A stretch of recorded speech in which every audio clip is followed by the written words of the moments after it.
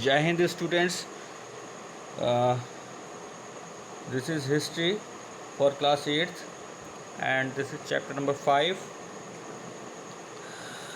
the peasants and the sipahis. As we all are uh, discussing and learning about the reasons of rebel of 1857 against British rule or company in India. तो यहाँ से start करते हैं. In the country side peasants and जमींदार resist the high taxes and right methods of revenue collection. ये जो है गांव के बाहर जो जमींदार हुआ करते थे और जो पीजेंट्स होते थे, इनसे पीजेंट से जमींदारों से जो है ये ब्रिटिश ऑफिसर्स बहुत हाई रेवेन्यू लेते थे. अब जमींदार तो ऑलरेडी पीजेंट से हाई रेवेन्यू ले ही रहा है, लेकिन जब कंपनी को ये लगे कि जमींदार ज़्यादा रेवेन्यू ले रहा है तो वो इनसे भी, जमींदारों से भी ज़्यादा से ज़्यादा रेवेन्यू लेने लगता था. अब ये और ज़्यादा रेवेन्यू पीजेंट से ले रहा है तो इनसे भी और ज़्यादा रेवेन्यू ब्रिटिश कंपनी लेने लग जाए.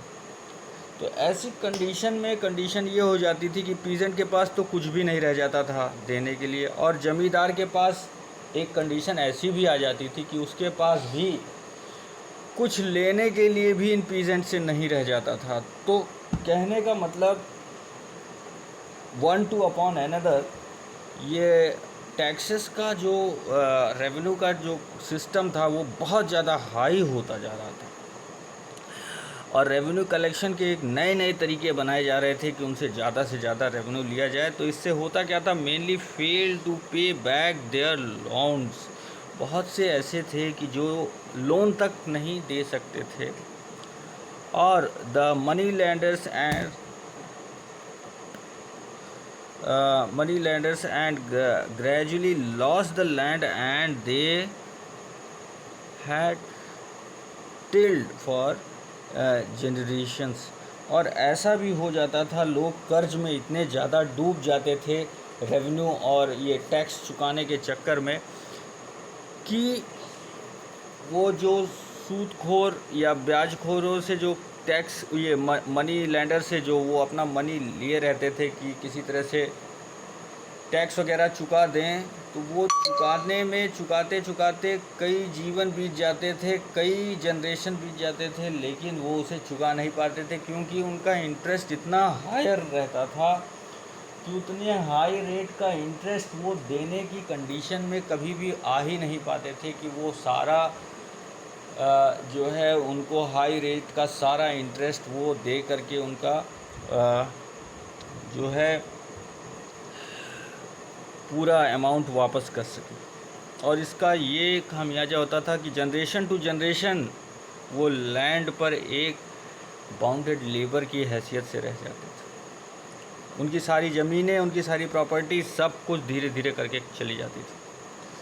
The Indian sipahis in the employed of the company had also reactions of the discontent. अब यहाँ बताया जा रहा है कि इंडियन सिपाही जो थे कंपनी के लिए सैनिक, उनके अंदर भी एक असंतोष, डिसकॉन्टिनेंट की भावना बनने लगी. दे वेयर अनहैप्पी अबाउट देयर पे, allowance and conditions of service. क्योंकि उनके साथ भी भेदभाव हुआ करते थे और उनको कम सैलरी दी जाती थी, उनको सुख सुविधाएँ, अनाउंसेस कम दिए जाते थे, और उनकी कंडीशंस सर्विस की भी बहुत अलग थी कि इन्हें बहुत ज़्यादा घंटे काम लिया जाता था और इनसे हर खतरे वाली जगह सबसे आगे कर दिया जाता था. Some of new rule more over violated the religious sensibilities and belief. कुछ ऐसे भी उसमें जो है ऑर्डर्स अप्लाई कर दिए गए, और ये ऑर्डर्स ऐसे थे कि जो कहीं ना कहीं रिलीजियस आस्पेक्ट के अकॉर्डिंग जो है सही नहीं माने जा रहे थे और वो गलत माने जा रहे थे.